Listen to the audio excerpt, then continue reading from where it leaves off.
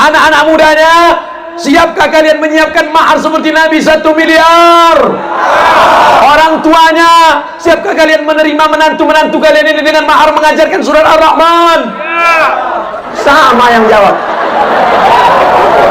Jangan sampai salah pasang ayat. Supaya berapa? 20 mayam. 1 mayam 3 gram, 10 mayam 30 gram, 20 mayam 30 60 gram, 1 gram 500.000, 500.000 kali 60, lama tuh.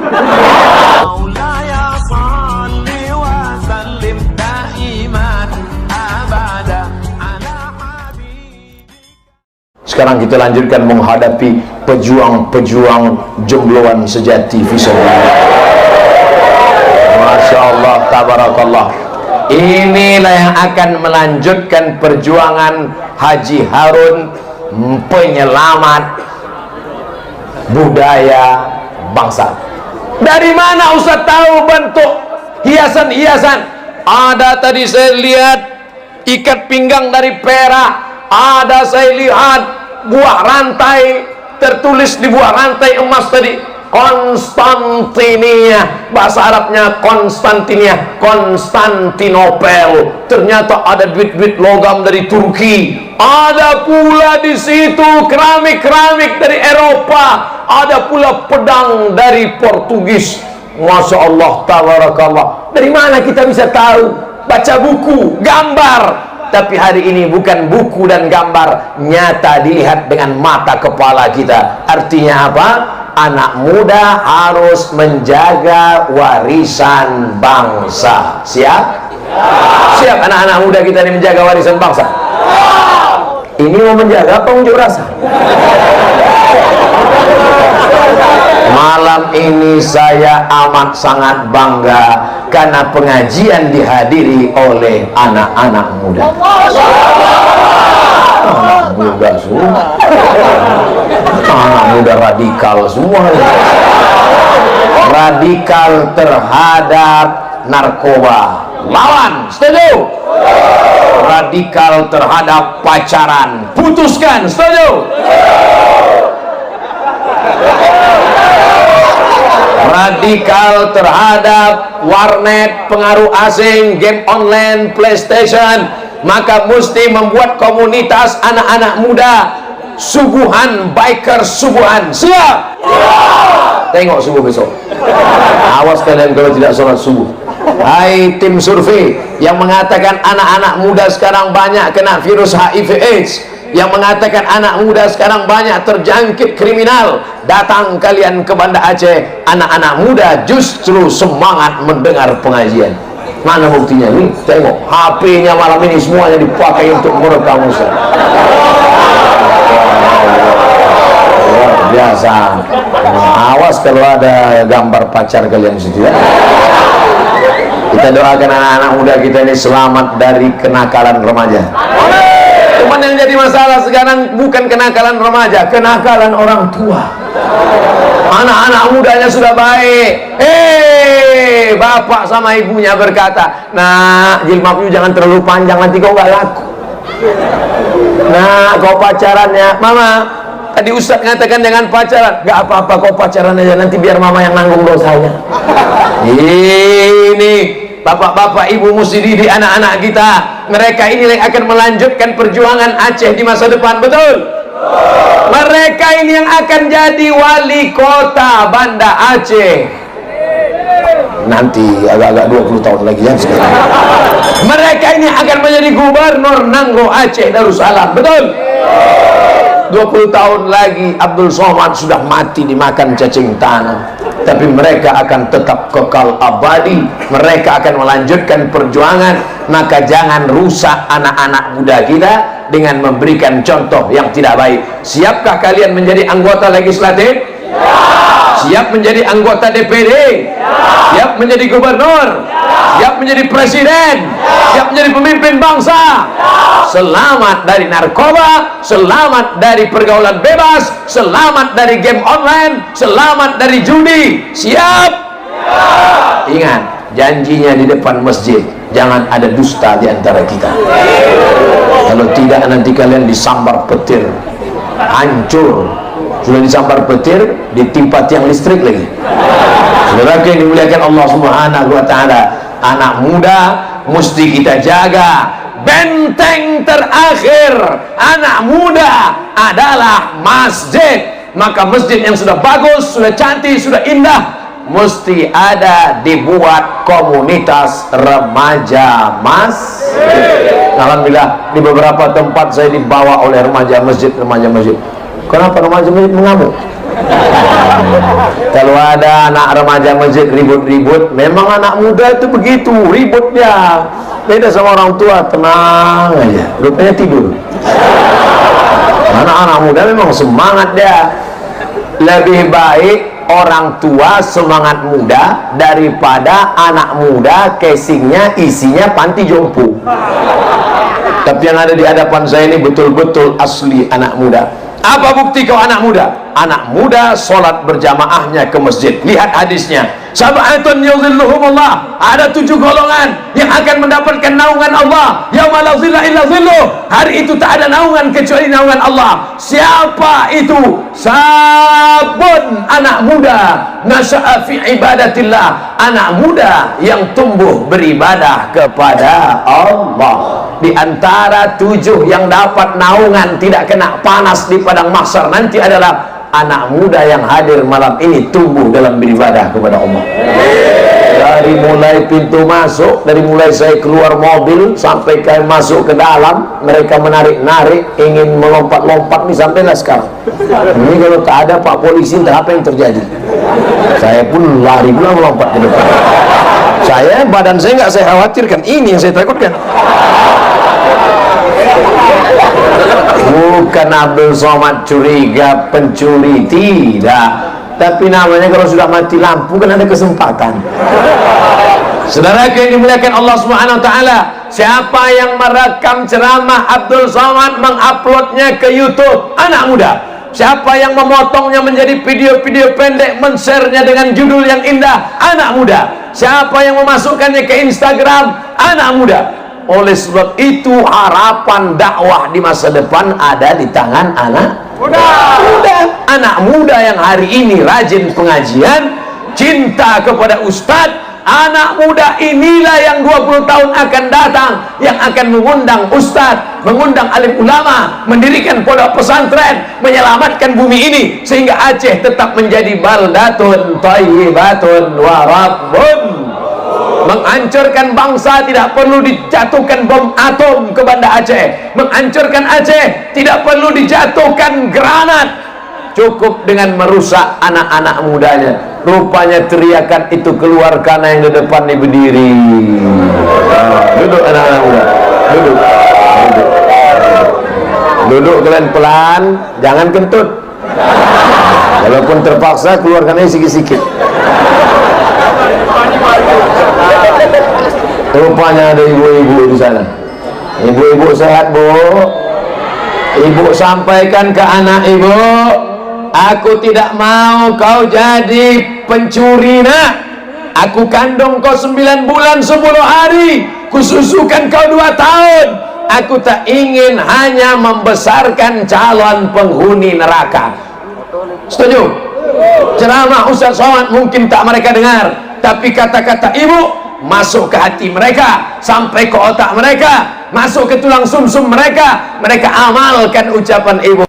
Mereka selamat dari narkoba, telinga mereka tidak dipasang anting, mereka sehat giginya, sehat dadanya. Insya Allah mereka bisa jadi polisi dan tentara. Betul? Mereka akan menolong agama Allah dengan segenggam kekuasaan. Ustadz Abdul Somad bisa ceramah di tempat ini, di tempat ini diusir, di tempat ini tak dikasih izin, tapi di tempat ini bisa ceramah. Kenapa? Karena rupanya ada orang-orang yang punya segenggam kekuasaan dipakai untuk menolong agama Allah. Takbir!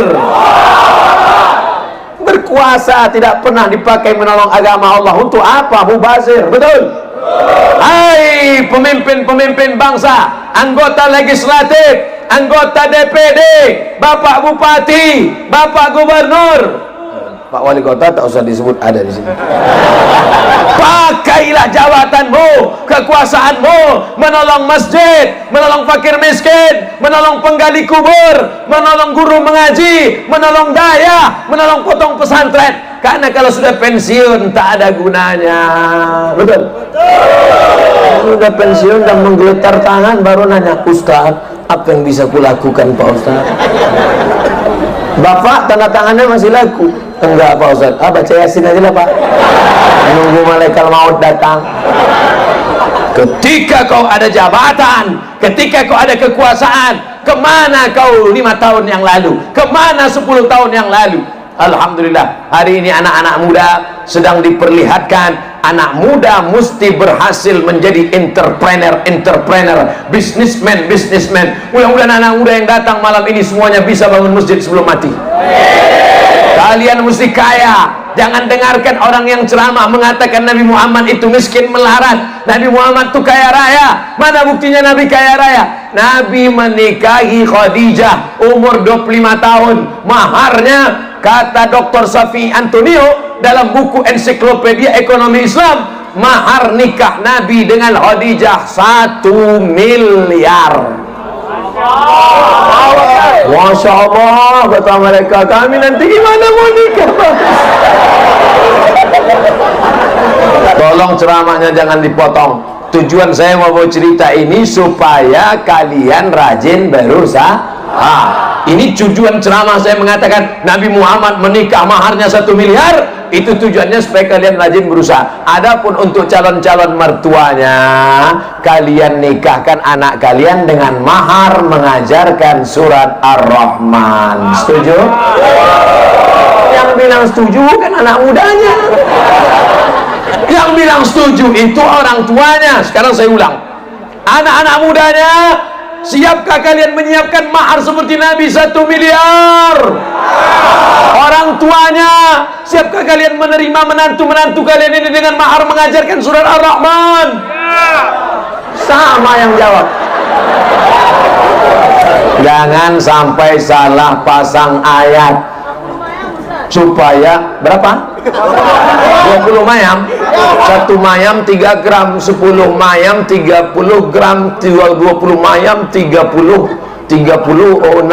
gram. 1 gram 500 ribu kali 60, mau lama tuh. Tapi insya Allah Allah akan mudahkan rezeki kalian anak-anak muda, insya Allah. Saudara yang dimuliakan Allah Subhanahu wa taala, perempuan yang paling baik siapa? Aqalluha mahran, perempuan yang paling murah maharnya. Bahkan ada seorang perempuan ditanya oleh Nabi SAW, mau kau menikah dengan dia? Ya Rasulullah. Nabi bertanya kepada laki-laki itu, kam hafizta minal Quran, berapa kau hafal Quran? Laki-laki itu menjawab, suratu kada wa suratu kada wa suratu kada wa suratu kada, surat ini, surat ini, surat ini. Langsung dinikahkan Nabi. Apa kata Nabi? Zawwajtukaha bima ma'aka minal Quran, ku nikahkan engkau dengan dia dengan mengajarkan beberapa surah dari Al-Quran. Insya Allah anak-anak muda kita duitnya banyak, emasnya banyak, kerjanya mapan, tapi juga mereka hafal Al-Quran. Idza ja'akum man tardawna dinahu, kalau anak-anak muda ini datang ke rumahmu, ternyata kalau mikrofon mahal itu gitu ya.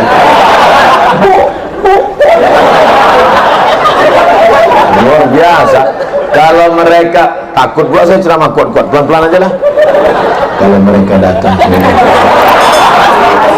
idza ja'akum man tarawna dinahu, kalau mereka datang ke rumahmu, meminang adikmu, meminang anakmu, maka yang kau pandang dari mereka dua, din, baik agamanya, rajin dia ke masjid, sholat berjamaah. Ini banyak anak-anak muda ini sekarang, lautan kan ku seberangi, bukit kan ku daki, masjid KL ku lewati.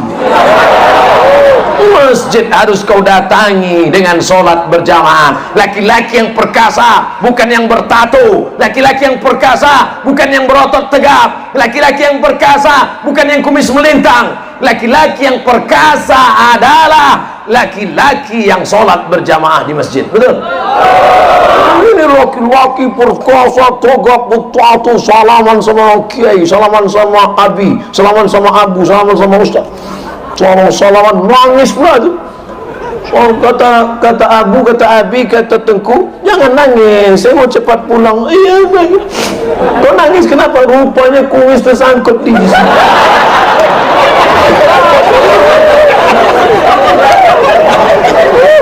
Menangislah karena hatimu lembut karena iktikaf di masjid. Betul? Nanti buat acara iktikaf di masjid KL. Jam 1 masuk ke dalam masjid, persiapan. Jam 2 baca Quran sampai jam 3. Jam 3 solat tahajud 8 rakaat tambah witir. Jam 4 mulai muhasabah. Ya Allah, dosa kami begitu banyak ya Allah. Kadang kalau sendiri susah menangis, tapi kalau ramai-ramai di masjid, tengok kanan menangis, kiri menangis, depan menangis. Tidak perlu pergi lagi ke Jawa, tidak perlu datang lagi ke Sentul. Dulu mendatangi almarhum Ustadz Arifin Ilham, sudah ada Ustadz kita di sini, Ustadz Arifin Ilham versi Aceh. Bangga apa tak bangga kita? Ada beliau membawa zikir anak-anak muda. Ya Allah, kami banyak silap dan salah ya Allah. Ajak anak-anak muda berzikir, ajak anak muda muhasabah. Menjelang sholat subuh, barulah kemudian persiapan sholat subuh. Selesai sholat subuh, baru kemudian pengajian subuh. Habis itu barulah main bola. Anak-anak muda harus dibawa main bola supaya badannya sehat. Alimu auladakum as-sibah. Ajarkan anak muda itu berenang, warimaya, memanah, warukubal khail, menunggang kuda. Turun hujan, hujan air biasa, hujan batu aja kita nggak lari. Betul? Saya lari. Saudara yang dimuliakan Allah Subhanahu wa taala, kalau persiapan tablik akbar yang hanya beberapa hari saja bisa seramai ini, apalagi kalau habis pagar-pagar kita. Tolong yang duduk di pagar jangan bawa sepatu ke atas, payah ngeceknya nanti. Saudara yang dimuliakan Allah Subhanahu wa taala, siapa yang bisa mengumpulkan orang umat Muhammad sallallahu alaihi wasallam sebanyak ini kalau bukan kuasa Allah? Betul? La haula wala quwata illa billah. Jangan angkuh, jangan sombong. Yang muda jangan sombong, yang tua jangan putus asa, yang sehat jangan angkuh, yang sakit jangan sampai berhenti beramal soleh. Yang sanggup sholat berdiri, sholat berdiri. Tak sanggup sholat berdiri, baca Quran dulu. Tak sanggup baca Quran, pejamkan mata, berzikir dan bertasbih. Tak juga sanggup, berbaring, biar kami sholatkan. Maka kalian anak-anak muda, jihad kalian apa? Jihad kalian menuntut ilmu. Man kharaja fi talabil ilmi, siapa yang keluar rumah dengan niat menuntut ilmu, fa huwa fi sabilillah, maka dia sama seperti orang yang berjihad fi sabilillah hatta yarji'a, sampai dia pulang ke rumah. Apa kata Tuan Haji Harun, Ustaz Somad, ini tadi jamaah sudah datang sejak maghrib. Asar. Kalau kalian datang asar berarti salah jadwal.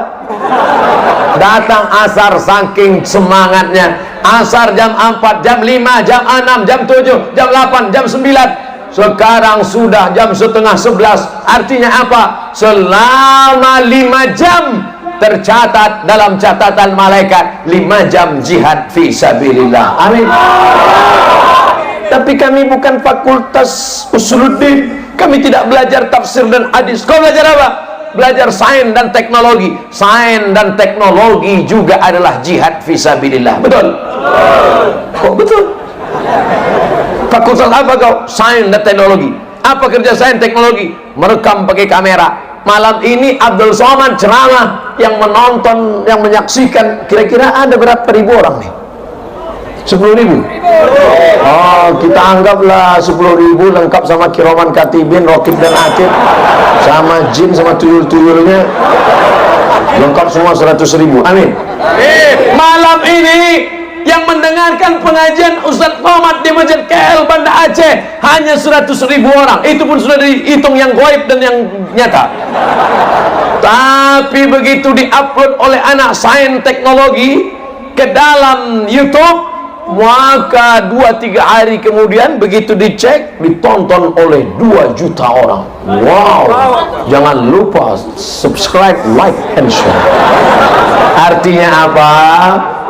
Tidak hanya beramal dari Fakultas Syariah Usuluddin Bahasa Arab, tapi juga bisa beramal dari Fakultas Pertanian. Betul? Pertanian kok bisa beramal? Nih, yang bisa nanam korma ini apa mungkin dari Fakultas Perikanan? Tidak mungkin. Lalu siapa yang bisa mengelola ini? Pertanian. Ustaz Somad, itu kebun korma, kebun sawit, kebun karet itu Ustaz. Kenapa? Punya orang. Mesti punya kita, tanah-tanah kita, air-air kita, bangsa-bangsa kita. Itu yang tercermin dalam lagu Indonesia Raya. Indonesia tanah. Sekarang tanahnya diambil orang, airnya punya orang. Jadi kok tinggal apa? Kentut sama ludah aja. Gimana orang mau segan? Gimana orang mau takut dengan kita kalau tanahnya bukan tanah kita, airnya bukan punya air kita? Maka kelola tanahnya dengan anak-anak Fakultas Pertanian, kelola airnya dengan anak-anak Fakultas Perairan. Ada itu? Nanti kalian buat. Saudara yang dimuliakan Allah, kau fakultas apa? Fakultas Perikanan Pak Ustaz. Pernah ternak ikan?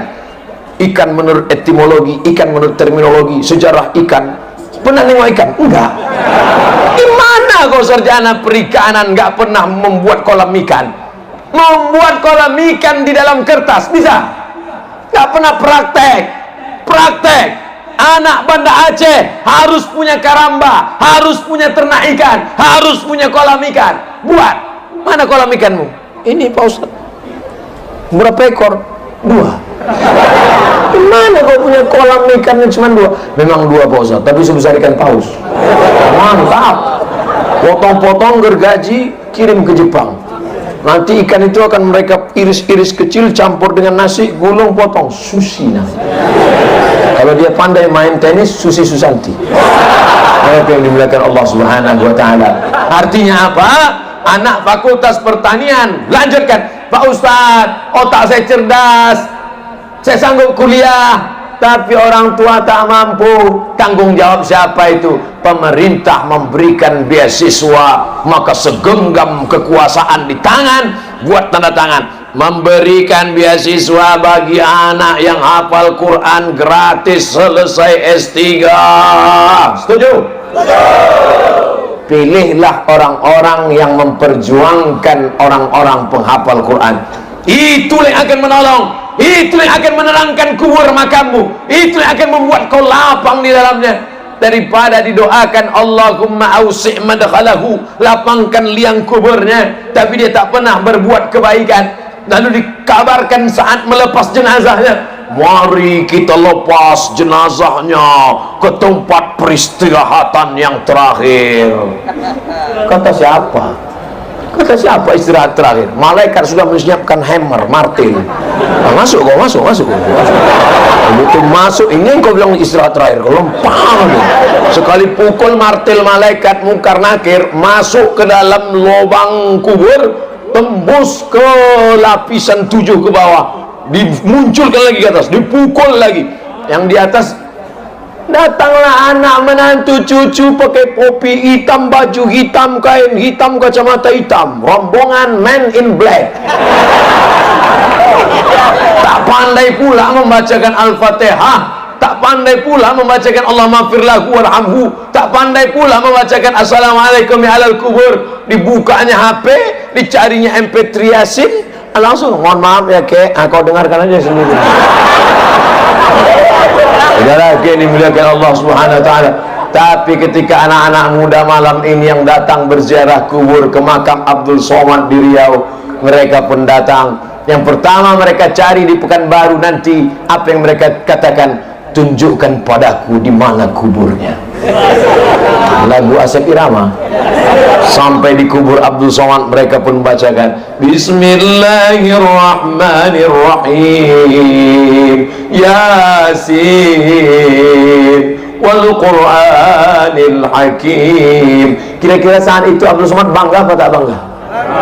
Bangga. Kenapa Ustaz bangga? Apa yang menjadi kebanggaan sebagai Ustaz? Menjadi kebanggaan sebagai Ustaz bukan viewer, follower kecil itu semua, saudaraku. Yang akan menjadi kebanggaan adalah ketika kita sudah mati, tak dikenal oleh zaman, dilupakan oleh orang, tapi doa anak-anak muda tetap mengalir. Dari tatapan anak-anak muda ini saya tidak putus asa sedikit pun. Boleh kalian putus asa karena anak muda sudah kena HIV/AIDS, boleh kalian putus asa karena anak muda sudah kena game online. Hitam mata anak muda macam vampir, gara-gara rusak matanya, tak tidur-tidur malam. Tapi anak-anak muda di Banda Aceh masih lagi mengaji pengajian, dan malam ini tak ada satupun anak muda, remaja, remaji, laki-laki, perempuan yang pacaran. Betul? Mana ada pacaran pengajian? Bang, kita jalan-jalan ke tepi pantai ya? Tidak. Pengajian di Masjid KL. Sebentar aja? Tidak. Habis ngaji baru kita bonceng. Tidak akan ada, karena di sini ada wilayah Hizbah. Artinya apa? Anak muda yang baik, anak muda yang sopan, tapi tinggal di lingkungan yang tidak terjaga, akan terkontaminasi, akan hanyut karena pergaulan, akan dirusak oleh zaman. Tapi ketika ada orang paling kotor, paling jorok, buang sampah sembarangan, tinggal di Singapura, dia tidak berani buang puntung rokok sembarangan, tidak berani meletakkan permen karet sembarangan, karena kalau sembarangan akan ditangkap, kena dan tempat kita buang sembarangan. Bukan cuman permen karet, tai hidungnya buang. Tapi kalau sistemnya bagus, orang yang kotor, orang yang jorok tinggal di lingkungan yang bersih, dia akan menjadi bersih. Insya Allah. Orang yang jahat sekalipun, kalau dikawal dengan undang-undang, perda, perbuk, perwako, dikawal dengan wilayah Hizbah, polisi syariah, insya Allah itu semua dapat meminimalisir kriminal. Betul? Paham yang saya ceramahkan ini? Ke depan sudah, ke kanan sudah, ke kiri sudah. Masya Allah, Masya Allah, saya sudah ceramah 1 jam 20 menit ke belakang, 20 menit lagi. Apa yang mau disampaikan ke orang yang belakang ini ya? Judul yang ke belakang ini adalah bagaimana memajukan masyarakat terbelakang. Pertama, terbelakang mental.